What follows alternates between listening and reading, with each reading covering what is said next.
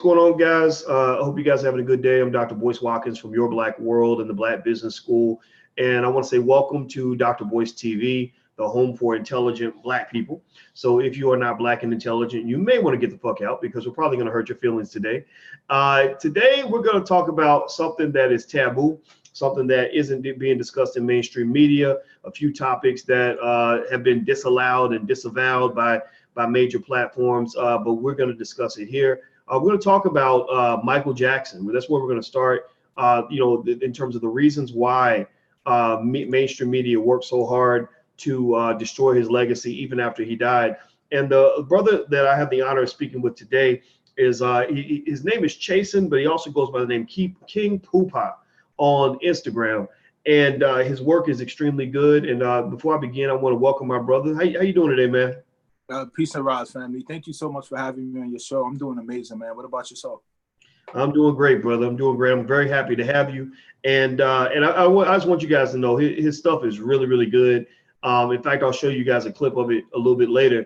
One thing that got my attention, man. By the way, Chasen, is that okay? Yeah, you can call me Chase for sure. It's cool. Chase, okay. Yeah. Okay, so Chase, one of the things that, and I want everybody to throw in their comments, in terms of if you felt that there was something weird about the media's efforts to really demonize Michael Jackson, even after death, no evidence, things like that. Tell me, did you guys think that was a little bit weird? Chasen, you did a video about that where you were kind of calling out media for sort of, really seeming to go out of the way to attack Michael Jackson, as they've done some other prominent Black men without any evidence. Not to say that somebody didn't do something wrong at some point, but if you have no evidence, then you only have so much you can base it on. But people are acting like the evidence is like right there in public. Yes. What drove you to kind of speak on that issue?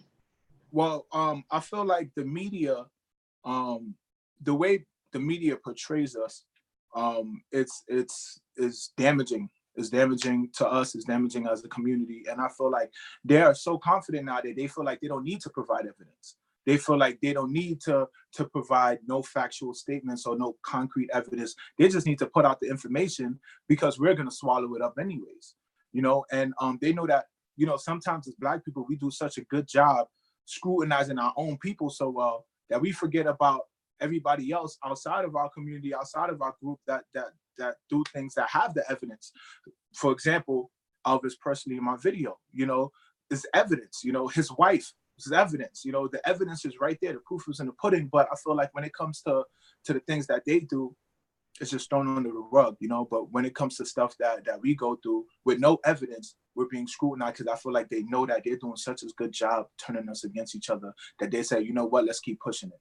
Even though Michael Jackson is dead, let's keep pushing it because his legacy will always live. Kids who's 4 years old still knows about Michael Jackson. They're growing up knowing about Michael Jackson. So that his legacy is so profound that it doesn't matter what generation you're living in. There's people still doing his dances. There's people still singing his songs, doing his work. So Michael Jackson is history, and it's somebody that will never be forgotten. So I felt like I had to support him. Me growing up being a fan of Michael Jackson, I had to do that video to basically support him and show people don't believe what the media is telling you, no matter who's doing the interviews. Just because it's a Black face doing the interviews, don't believe it. All skin folk ain't kinfolk. So, that's one of the reasons why I did this video. And speaking on that, how did you feel, Chase, when you saw that Oprah Winfrey, of all people, decided that she wanted to play a part in all of this? Did that bother you that she's Black like us, or do you think it just doesn't matter, or do you think that they specifically wanted a Black person taking down another Black person? Oprah doing it, I'm not surprised. Anybody who know the true history of Oprah, this shouldn't come as a surprise to you. It's unfortunate though, it's unfortunate that Black people, there's always that post a Black person to kind of use their Blackness to turn us against each other. We seen it with President Trump and Omarosa. We seen singing of the national anthem, getting these Black entertainers to sing the national anthem, through a time of crisis, with the whole Kaepernick situation. So, it's unfortunate. It's unfortunate that, it's so easy for us to kind of go against the grain, against our brothers and sisters. But me seeing Oprah, I wasn't surprised, honestly, because I know the history of Oprah. I've studied Oprah. I know what she supported. I know who she worked with. So anybody who knows the history and studied Oprah, it doesn't come as a surprise. It's unfortunate nonetheless, but there's no surprise at all. So, and by the way, I'm speaking to Chase, aka King Poopahh. We're talking about Michael Jackson's legacy being destroyed. Please hit the thumbs up button if you just came in. Welcome to Dr. Boyce TV. So let me ask you this, Chase. So you said you did some research on Oprah, and that led you to not be surprised that she would do this. What was it that you found that you saw in her past that made you think that it was kind of par for the course, that it was kind of something you would expect from Oprah to do, to try to go after Michael Jackson in that way? Okay, so not particularly go after Michael Jackson, but the things that she supported, who's her associates.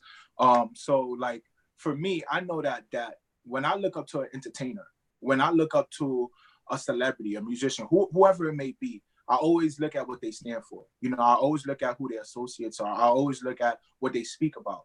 And when I hear Oprah speak, even when she spoke about the women's movement and things of that nature, you can see that there's contradictions in what she's saying, and it goes by who she supports. It goes by what she supports. This isn't the first time that Oprah have gone against the grain and did an interview like that with Michael Jackson. You get what I'm saying? Oprah has had that history of not supporting Black people the way that she should be. Now, don't get me wrong. Oprah had, if not one of the largest television platforms in history. But when you look at the history of Oprah and what she's done, you can see that it's not correlating into supporting Black people and boosting Black people and supporting our cause. So I'm not fooled just because she's Black and she's a celebrity and she has a lot of money. I really go by what you say and what you do and how you act. So. All right. Well, everybody, I want you guys to know, speaking to Chase, aka King Poopahh, we're talking about Oprah Winfrey, Michael Jackson, things like that. I see a lot of you guys are coming into the chat, so that's why I'm repeating myself a little bit. So I hope you'll forgive me for that. But I want you guys to see this clip. This is one of the clips that Chase did on Instagram that I thought was really good. It was a really interesting, entertaining way to really say what everybody else is thinking. I don't know if you guys go through that a lot. Tell me if you feel this way. Do you ever get excited when you see another Black person that says what you are thinking and you thought you were the only one who thought that, or you think that, but because it's not, mainstream, your thinking is not mainstream. I'm one of those people, man, I'm gonna tell you, bro, I'm one of those people who believes that mainstream America is a pretty fucked up place. Like, I just believe mainstream America is littered with white supremacy, is littered with all kinds of shit, everything from the gay agenda to all kinds of nonsense that they trying to dump on us culturally, and so I just stay away from it. So when I see somebody like yourself that's smart, sharp, and articulate, that is expressing that viewpoint that's off that beaten path, I think it's up to all of us to support that. And that's why I'm telling you guys, about this brother. A lot of people know about him already, but I want the people that know me to know about him too. So what I'm gonna do is play this clip of my brother talking about the Michael Jackson thing, so you guys can kind of see him in action. It's a very short clip. It's about a minute long. If you're on Facebook, you'll hear him. If you're on Dr. Boyce TV, you'll see him. So here's the clip. Peace and Raj family. Welcome to another episode of In Case You Thought We Forgot. Let's get straight to it. Michael Jackson. They made everything to turn the public against me. It's all complete conspiracy. You have to know that. We know that, Mike. Let me get him. This shows you how dangerous the media is. In an attempt to drag Michael Jackson's name through the dirt, where's the evidence at? You see the evidence? I'm trying to look for it. Meanwhile, Elvis Pressley is a known pedophile. I broke Elvis's records. And I haven't seen one documentary exposing him yet. Oh, he had a thing for underage girls. Couldn't get enough of him. Elvis first met his wife Priscilla when he was like 25. And he was 10 years older than her. Now, I'm not a mathematician, but 25 minus 10, bring the 5 down. 2 minus 1 equal 1. 1, 5. She was 15. If you think for 1 second that the media does not support the destruction of Black people, think again. Tell her, Mike. The minute I started breaking the all-time record in record sales, overnight, they called me a freak, called me a homosexual, child molester. They made everything to turn the public against me. Wow. Did y'all catch that? First of all, that's a great clip. I thought you did a great job with that, brother. But that was really interesting. So it sounds like in the clip you were showing that Michael Jackson was basically saying that you know, when he broke Elvis's records, that's when they started to call him all kinds of names and attack him in various ways. Can you kind of elaborate on that a little bit? So yes, definitely. So I feel like one of the most impactful way to hurt a celebrity is to damage their name. Once you taint their name, it's over. You know, they strip you from the record books. You know, you're forgotten about. They take away your accolades. You know, your name is now damaging. You know, once you take away a celebrity's character, you have done more damage than taking away their money. You get what I'm saying? If you don't have money, but you still have your character, you can make something work. But I feel like by trying to take away Michael Jackson's character, because he was breaking all these records, especially Elvis records. You know how white people feel about Elvis. That's Jesus incarnated himself. So the fact that Michael Jackson always acknowledged his blackness. In his music videos, he always acknowledged his blackness. You get what I'm saying? Despite how he physically looked, he always acknowledged that he knew that he was black, and he always spoke about his blackness. Even his videos have so much esoteric information that you could kind of see and break down about history. So Michael Jackson always knew what he was talking about.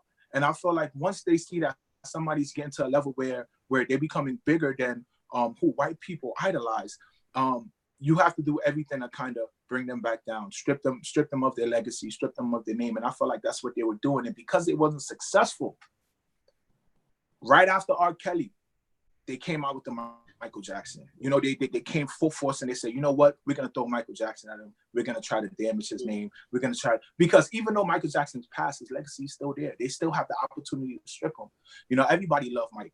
Everyone, white, black, everyone loved Mike. So I feel like by doing that, they try to take away his legacy. And I wasn't for it. You know, I try to do my best to try to shed light on what Michael Jackson spoke about himself when he's seen it happening as well. So that's what I was trying to do. Well, let me ask everybody in here. Let's do a straw poll. I want everybody to answer this question real quick. Do you still, you know, after Oprah's interview and everything else, do you still love Michael Jackson? If you love him, say yes. If you don't love him, say no. Do you or do you not love Michael Jackson? I'm gonna be the first one to say yes. You know, I love Michael. I was at his house, man. I went by his house. And, you know, I live in Chicago, which isn't far from Gary, where he grew up. Man, I went to the house. You ever seen the house they grew up in? Mm-mm. Yeah, it's a tiny ass little house. I mean, the house is like, you're like, how did they have all them kids in that little house? Kids, right? Yeah, man. Yeah. And I feel like, okay, I see a lot of yeses pouring in. I don't think I've seen a no yet. You know, and another thing that crosses my brain on this, it may be as another black man to black man, you know, you can, you know, give me your take on this. It always seems that when there's a black man involved in either directly being a part of something great or creating something great, there's always somebody that's going to come along and try to say something negative about that person. And what I'm talking about are the daddies, right? We live in a society where everybody want to act like fathers don't matter. Men don't matter. Men suck. Men ain't shit. Toxic masculinity, whatever. People probably look at you, just you having a beard means you got toxic masculinity, all that bullshit they come up with, right? But, you know, you look at Michael Jackson, right? And you see the greatness that the family accomplished, him and Janet and everything else. And a lot of people link that to Joe. And we know Joe Jackson does not have a good reputation at all. It does not mean Joe Jackson is perfect, but you know, the way they talk about him, you would think he ain't done shit good in his life. He's never done a good thing for anybody ever, right? That's that's the demonization. Let's go deeper. Look at Venus and Serena. They wouldn't be where they are without their daddy. That's the same thing I thought about. Yep. They talk about their daddy like he's crazy.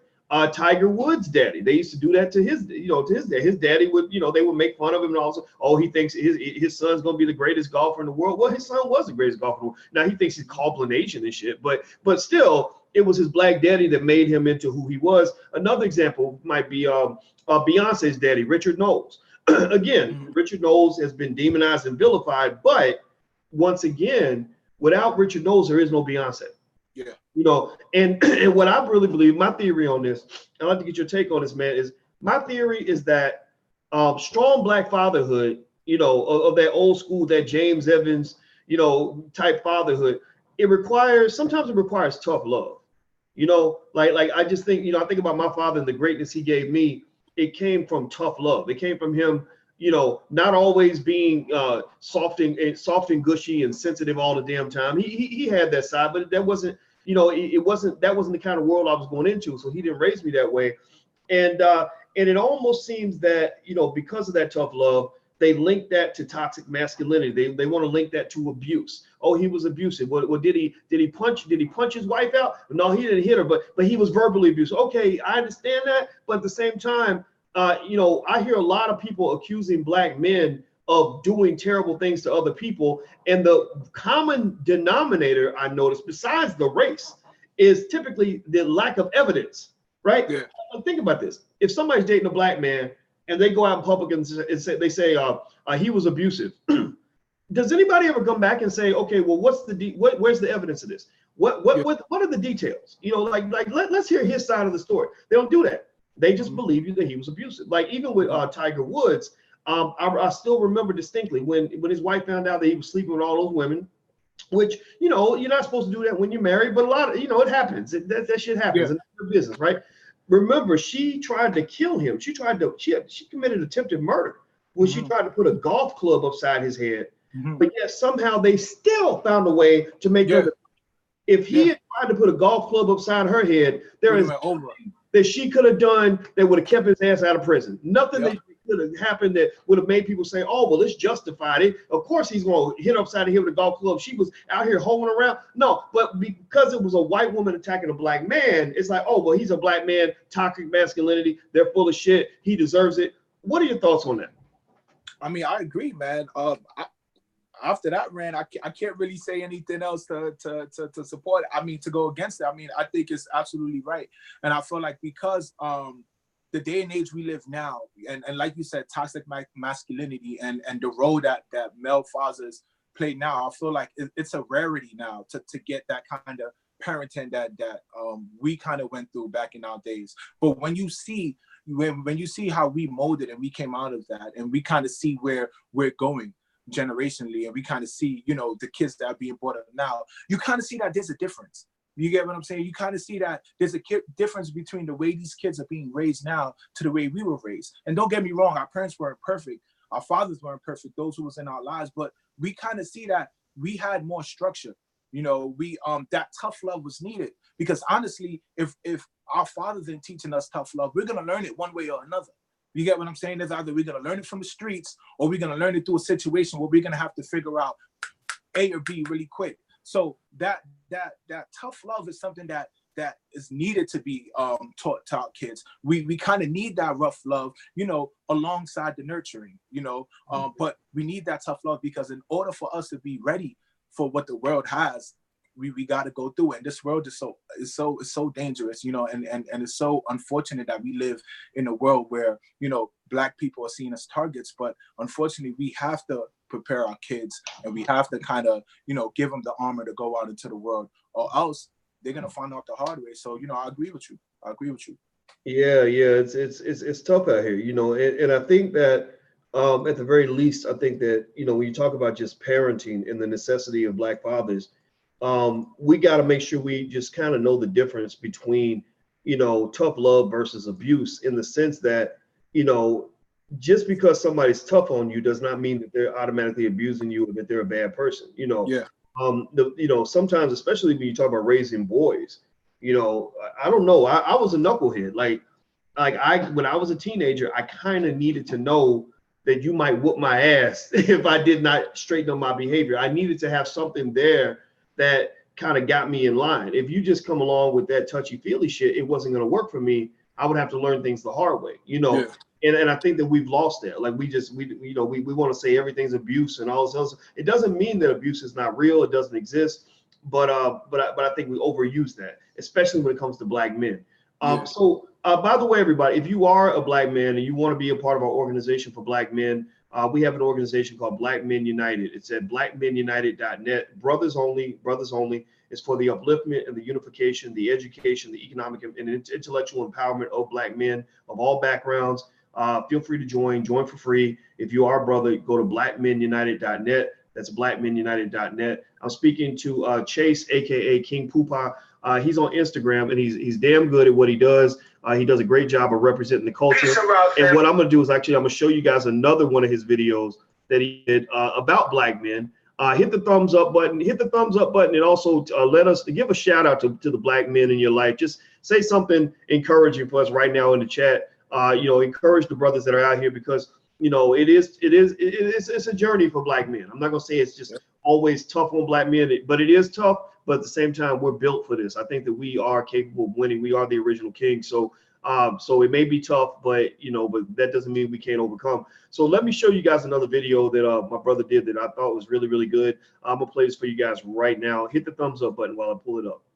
All right, so here we go. Peace and Rouse family. I wanted to take this time out to acknowledge black men. My strong black brothers. Listen, let's all acknowledge the good fathers, the providers, the leaders, all of y'all. It seems like a lot of pages I go on, they uplift black women, but they bash black men like those two can't coexist. Let's stop focusing on the bad seed and acknowledge the brothers who do their thing. Because truth be told, we internalize so much. Imagine navigating through this world as a black man, being seen as a threat and as a target. Black men matters. All while being emasculated consistently. Black men matters. By the media, by our jobs, by society. We internalize so much, holding so much pain that often gets suppressed in fear of being seen as weak. Even in a black household, father's role is just as significant as the mother's. Black men matters. Understanding and acknowledging our values and our roles is only step one in repairing our communities. Black men matters. So in order to stop the cycle, let's dead the cycle. Tag anyone in the comments that need to hear this and let the brothers know that they are appreciated. Black men matters. All right. Well, I love that video, man. Man, listen, man. When I made that video, man, I was, it's so often, and we as black men, like real black men, we know that our black sisters is just as important. We acknowledge and we appreciate their worth, but there also comes the bashing of the black men though, and it really hurt me because my mindset is, in a system where you have a black man and a black woman working and supporting each other where they're powerful at, that's the most powerful thing you can do. You get what I'm saying? That is one of the most unapologetic things you could do as a black family and for your community. Because if you can have a powerful black man and woman raise black kids and teach them finance, teach them politics, teach them everything, you are setting them up for so much success. And when I think about this, I'm sorry to say it, I think about segregation. I think about when we had our neighborhoods, we had our banks, we had a black community. Just think about it like this. When you look at the Black Panthers, how old were the Black Panthers? You get what I'm saying? Look how young these Black Panthers, they were teenagers. You get what I'm saying? They were teenagers, and they were speaking about Black people fighting for their rights, to the point where the government had to dismantle the Black Panther. But that goes to show, when you are equipped with the right knowledge, you're so powerful. You get what I'm saying? Other people see you as such a threat because they know that you're going somewhere. So when I think about the power of the black man and equipping black children with the right assets and tools to take over this world, it's phenomenal to me. So that's really what drove me to make that video, because I'm like, black men, man, you guys are so important, and we go through so much, but I feel like every time I hear about black men, like you said, it's black men ain't shit, black men ain't this, black men ain't that. But let's acknowledge the black men who are doing something, because if you're gonna navigate through this world and hear nothing but negatives, and you're not gonna hear the acknowledgement of the people who do their thing, it could play a role on you. So that really drove me to make that video. Well, I'm glad you made it, man. I thought it was excellent. It was much needed. And if you all could, in the chat, why don't you say the name of a black man who's done something special for you in your life? Your father, your brother, your husband, your boyfriend, your son. Shout out a black man. And I appreciate the black women who are willing to shout out a black man. And then the black men too. Y'all can shout out a man that you love and respect, that helped you get where you are. Because I believe that the black community cannot rise without the rise of the black man. The fact that they got your men incarcerated, they got your men filling up the cemeteries, they got your men unemployed, filling up the unemployment lines, they got your men in marginalized. that's why your community is struggling. You can't, like, you see some of the stuff that happens in our communities. Like, for example, let's say you're talking about, the R. Kelly types, men that might go and do stuff with your daughter that they're not supposed to do. Well, men like that don't do so well in communities where there are other strong men. Yeah. I bet, you know what I'm saying? Like, that would not have happened if a guy came up and tried something like that with my sister. He would be literally, figuratively dead. Like, not even figuratively, actually literally dead. Like, because my father had guns, he's killed people, and he knew how to use his gun. So the fact. So what people got to understand is that there's a reason why when any community has ever been conquered throughout history, first thing they do is they kill all the men, because they don't want no strong men. They don't want no alphas. They want the men to be feminized or gay or gone. That's it. One of those three areas. And so in the Black community, they kill all your alpha males so that they have a bunch of either dusty beta males or, feminized men. And that allows them to come in and rape and plunder and do whatever they want. And do whatever they please. Yep.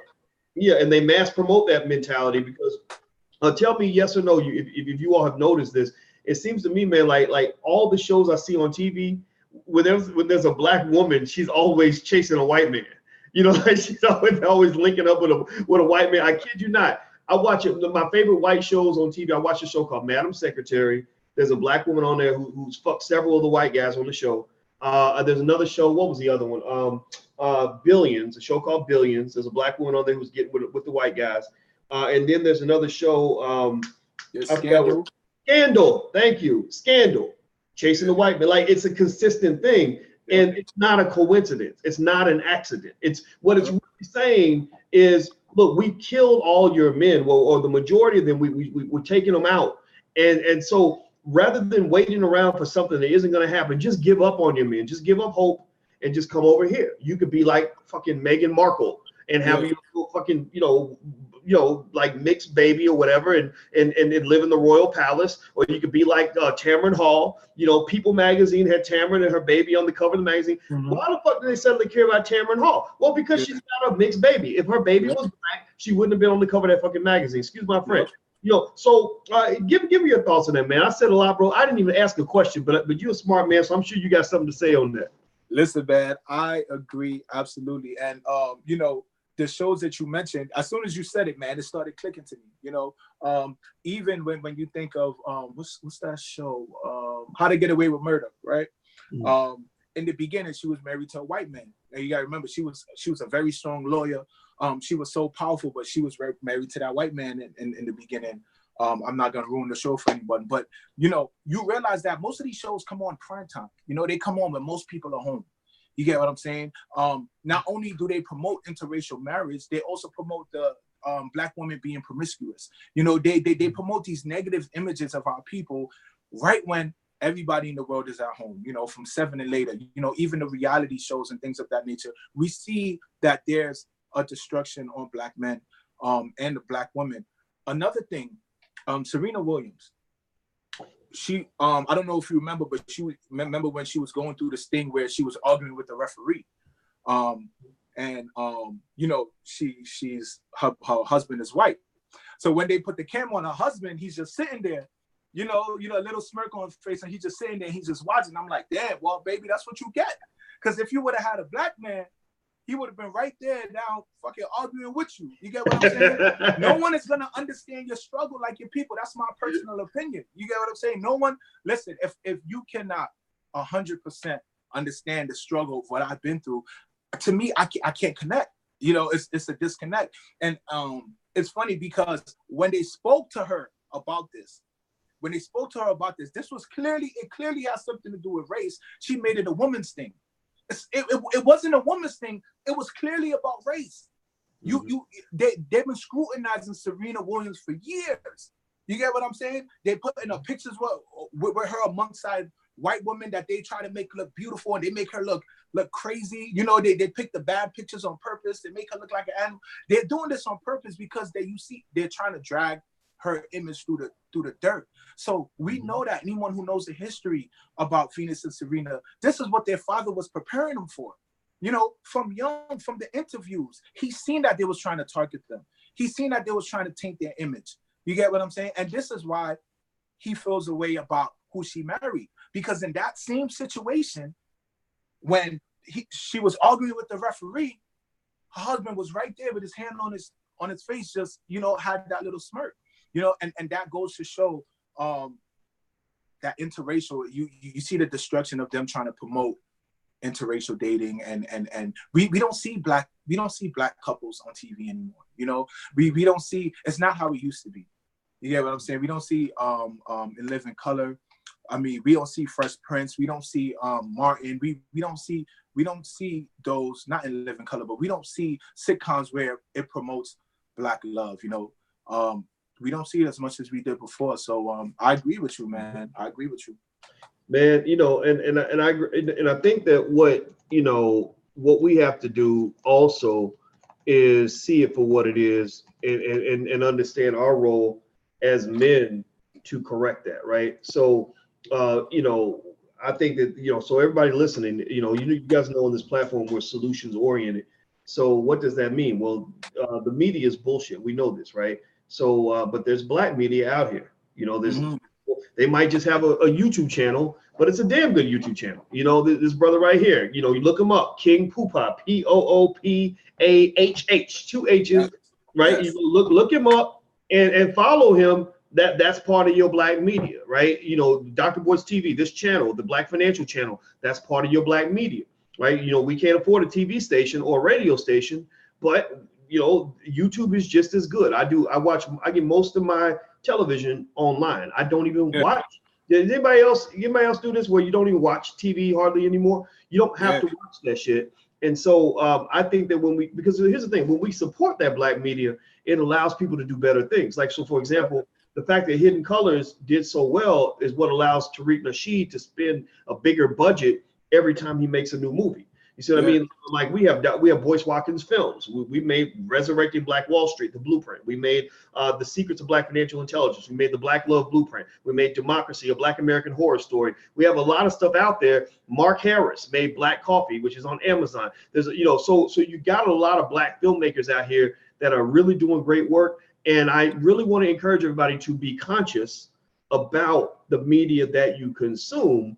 Not just because you got to think about what you put inside your mind, but you also have to be conscious about where you're putting your dollars. So when you run out and you go give $700 million to Disney because they made a good move. Black Panther was cool. I ain't got no issue with that if you liked it. But don't put more money toward their stuff than you put toward your own stuff, because we're trying to build here, and we have to do that if we're going to be able to compete. Right. So, brother, let me ask you this, man. Your last thing I want to ask you about, man, is everybody hit the thumbs up button, please. Please hit the thumbs up button. Rise LLC. That's the name of your company. Tell us about that company. Okay, so Rise LLC. I created that company after the death of Sandra Bland. You know, I was going through a transition in my life where I started getting exposed to more things that was going on to our people. You know, like they say, there's nothing different that happens with, you know, the way Black people are treated. It's just getting televised more. It's getting recorded more. You know, we've been going through this for years, for decades. So as I started to pay attention and I started seeing what was going on, the death of Sandra Bland really, really hit home for me. Number one, because she was a Black sister. Number two, you know, we all know that officer was 100% wrong, but that was kind of like the straw that broke the camel back. That was the time where I was like, all right, I had enough. I'm gonna make it my mission to not only spread the message, but equip these kids with the knowledge so that they'll be able to navigate through this world successfully, at least with the proper tools. Because honestly, we all go through a time in our life where, you know, our parents are always going to tell us what to do. You know, we're always going to rely on our parents. Yeah, go to school, go do this, go do that. That's cool. But at a certain age, our friends are going to have more impact on our lives than our parents. You know, we're going to want to do what seems cool. You know, we're going to want to be around people that seem cool. Most people turn to gangs. Most people turn to groups. So with Rise LLC, my mission was to have that positive role model, like a big brother that could tell you, yo, listen, little homie, go to school, we chill after. You get what I'm saying? Go get them grades, go do what you got to do. We could chill after. Because honestly, if we could support our people in our community from us. You know, I'm not a fan of police, and I'm a fan of getting the big homies in the hood to handle everything that happens in our community. You get what I'm saying? Police comes after. What happens in the community is it's up to us. You know, I made a video speaking about if you don't own any businesses, it's not your hood, you're a tenant. And the reason why I said that is because if we as Black people can start buying these properties, buying these companies, buying these stores, buying these businesses, and really treating our neighborhood the way it should be, we don't have to worry about other people being able to come into our community and changing it up. And that's what I'm trying to do with Rise. I'm trying to empower, I'm trying to educate, I'm trying to enlighten, and I'm trying to do that through education, through humanitarian work, through protests, through whatever I have to do to shed light on the positives and the power of Black people. So yeah, that's basically what I'm doing with Rise LLC. Well, I love that mission, man. And while you were talking about that, you mentioned you did another great video about what you just said. When you said if you don't own businesses in your hood, you're a tenant. Absolutely. And I want to pull that video up so everybody can watch this. By the way, we're going to share this brother's content on flynubianking.com. So, and also for other Black men that have good stuff that you want to share, just hit us up. My manager's email address is manager@boycewatkins.com. We love sharing content from other Black people that have something to say. So if you're a brother and you want to share on flynubianking.com, just hit us up at manager@boycewatkins.com. And also for the women as well, you can send your stuff too. We have places we can share it to. We just want to share good voices in the community and create Black media. So let me show you guys this video that this brother did. I have. It's been a while since I've seen this one, but I know it's good because all his stuff is solid. Here we go. Peace and Rise family. Listen, I don't know who needs to hear this, but just because you lived in your neighborhood for a long period of time does not make it your hood. If you can't go to the bank in your neighborhood for a mortgage or auto loan or business loan, it's not your hood. If you're still getting followed around in your neighborhood when you're just trying to shop, it's not your hood. If the majority of the property and businesses in your neighborhood are owned by everyone else but your own people, it's not your hood. Having one Black-owned barbershop or beauty salon in your hood does not make it a Black neighborhood. It's not your hood. It's not your hood. If you don't own anything in your neighborhood, it's not your hood, you're a tenant. Let's educate each other on generational wealth and buy back our neighborhoods. Invest in some assets as opposed to trick off my money on some liabilities like diamonds. You know what I'm saying? Cars that lose value as soon as you drive them off the lot. So you're trying to get land. Exactly, homie. A real asset. Take care of my people. Take care of my people. Take care of my people. All right. I love that. I think it's a great message. Give this brother a digital round of applause for creating great content and sharing a strong message. Yeah, I love that video, man. Well, I'll let you get the last word, brother. By the way, I'm speaking with Chase, aka King Poopahh. If you want to follow him on Instagram, go to King Poopahh, Poopahh, 2 H's. He's a brother that's really doing good stuff, and I love his work. That's why I reached out, and he was gracious enough to accept my invitation, which I'm extremely appreciative for. So I'll let you get the last word, man. Any parting words you want to leave us with? Man, I just, number one, I want to thank you. Thank you so much for allowing me to be on your platform. I've been watching you for a while now, and this opportunity is really amazing, and I can't thank you enough for allowing me to come on your platform. And I also want to thank everyone out there. I know it's hard. It's harder than ever to be Black, but it's so beautiful at the same time. We go through so much. We navigate through this world, internalizing so much and fighting through so much. I just want to tell y'all to keep pushing and keep fighting strong. It's a hard battle. Sometimes we feel like we're going through it alone, but through pages like yours, and through platforms like yours and many others, I know that if we continue this pace, it's going to be a beautiful thing. My dad always used to tell me, if you could change one person's mind in this world, you've done your job. You've done your job. If you could change one person's mind, you've done your job. And no matter what job you have, if you have knowledge, they can never take that away from you. You know what I'm saying? They could take away your jobs. They could take away anything, but they can never take away your knowledge. So as long as you're equipped with that, you'll be able to make something happen. So with that, man, thank you guys so much for listening to me and sticking through with me and my man Boyce, and just making this happen, man. Thank you. All right, all right. Everybody, that's Chase, aka King Poopahh. So I hope you will go and support him on Instagram. Poopah. He's the CEO and founder of Rise LLC. So Yes. he is a Black king doing amazing things. I want to say thank you guys for hanging out with us on Dr. Boyce TV, the home for intelligent Black people. If you want to support the spread of intelligent Black people throughout the world, feel free to go become a patron at Intelligent Black People. That's Intelligent Black People. Also, don't forget my new book just came out. It's Black American Money 3. And so if you want to see the whole series, you can go to blackAmericanMoney.com.